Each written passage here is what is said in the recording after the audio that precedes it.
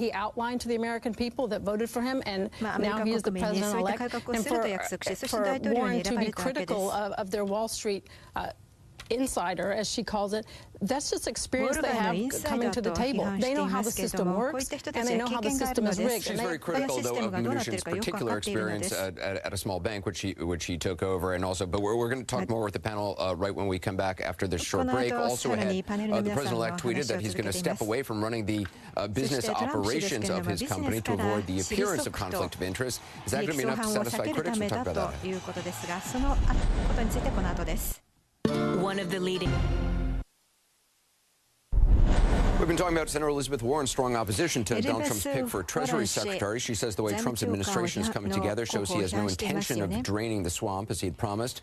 Here again, some of what Senator Warren said just a short time ago. He promised when he was running for president that he would break the connection between Wall Street and this Congress. He said he was going to separate that from the government, no more revolving door. He wasn't going to do that sort of thing. And then what does he do?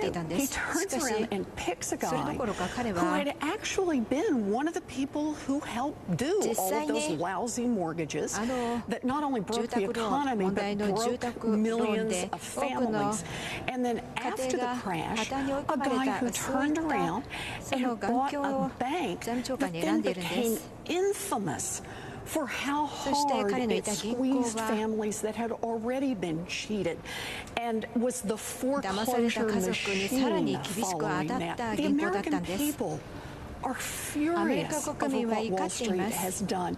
They don't want somebody who's going to come in here and say, hey, let's help Wall Street. And what Donald Trump is doing is he's literally handing the keys to the Treasury over to a Wall Street banker who helped cause the crash. And back to the panel. Karine, you know, a lot of Democrats obviously criticize Republicans for just completely trying to block then President Barack Obama in his first term just from the get-go.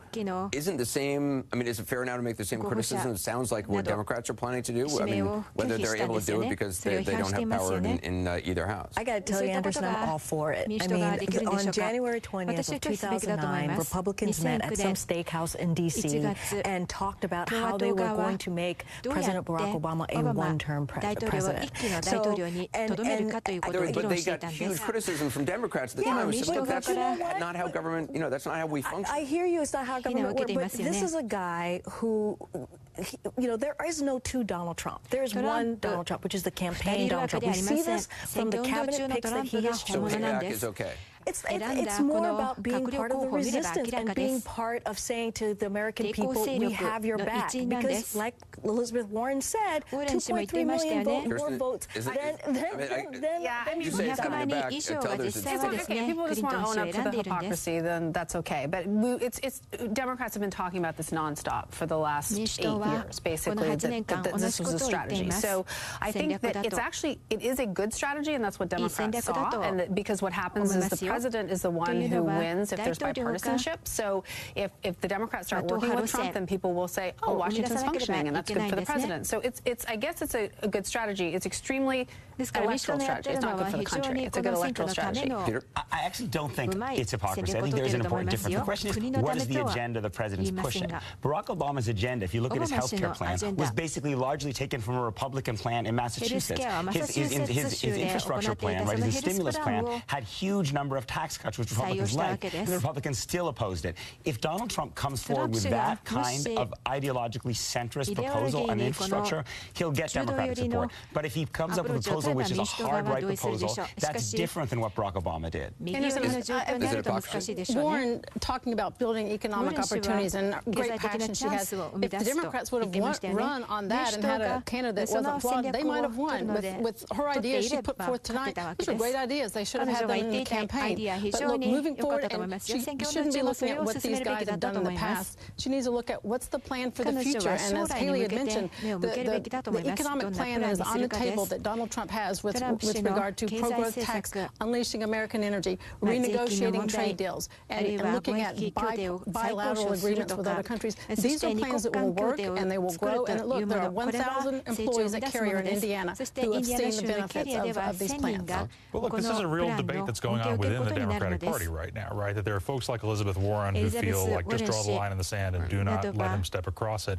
There are other folks who, I think Chuck Schumer has signaled that he may be among them, who see Donald Trump as not a conventional Republican, and as a guy who's been extremely ideologically flexible over time. He's a negotiator. He's a guy who doesn't like being unpopular and doesn't particularly like, facing blowback face-to-face from people. So if you get in the room with him, this is the alternative theory of the case. Not saying it's a better theory of the case, but the alternative theory of the case is get at the table with him and talk him into a different position, or at least just appeal to his kind of natural negotiating tendencies. To Kirsten's point, Kirsten mentioned, and she's absolutely right, that when you have bipartisanship, the president wins. The governing party tends to win. So I think every Democrat is going to face an important choice. What do you prioritize, policy or politics? If you prioritize policy, if you prioritize getting rid of bad trade deals, if you put your money where your mouth is, you're going to side with Donald Trump on some things. If you prioritize politics, then you're going to sit on the sidelines and probably pay the debt for that. All right, I want to thank everybody. Trump tweeted that he'll have a press conference with his kids in a few weeks to discuss stepping away from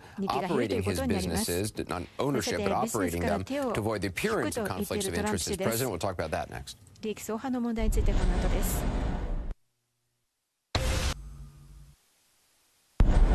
The potential conflicts of interest between business and the presidency are unprecedented, obviously, in the upcoming Trump administration. Today, Trump signaled he's aware of that, tweeting, "I will be holding a major news conference in New York City with my children on December 15th to discuss the fact that I will be leaving my great business in total in order to fully focus on running the country in order to make America great again. While I am not mandated to do this under the law, I feel it's visually important as president to in no way have a conflict of interest with my various businesses. Hence, legal documents are being crafted which take me completely out of business operations. The presidency is a far more important task." Joining me to discuss, Michael D'Antonio, author of The Truth About Trump, Timothy O'Brien, executive editor of Bloomberg View and author of Trump Nation, The Art of Being the Donald, also CNN political commentator and Trump supporter Kayleigh McEnany. Tim, I mean, you said that the only way President-elect Trump can really avoid a financial conflict is to also insulate and isolate his kids. What do you mean by that? Well, they're so deeply embedded in his business. He said that he would create a blind trust and leave them in charge of the business, but that's, of course, it's not a blind trust if his three eldest children are involved in the business. He's also said that his son-in-law, Ivanka Trump's husband, is a candidate for a senior White House advisory position. And there's just going to be this great conflation of information between policy-making apparatuses in the White House and Trump organization deal-making. And there's no real buffer being established between the children, the business, and Donald Trump's White House activities. So you're saying that the children, if they were running the company, would have to not have any role in the White House at all, or any kind of advisory role? Correct, and they already do. They're on the transition team. Ivanka Trump has sat in on meetings with foreign dignitaries and diplomats. Jared Kushner's obviously been an important force on the Trump team. And as long as that presence exists, there's always going to be a conflict of interest looming over this White House at every step of the way on any policy decision. And I think it really comes down to Donald Trump either getting a fully independent third party to run his businesses or selling them off.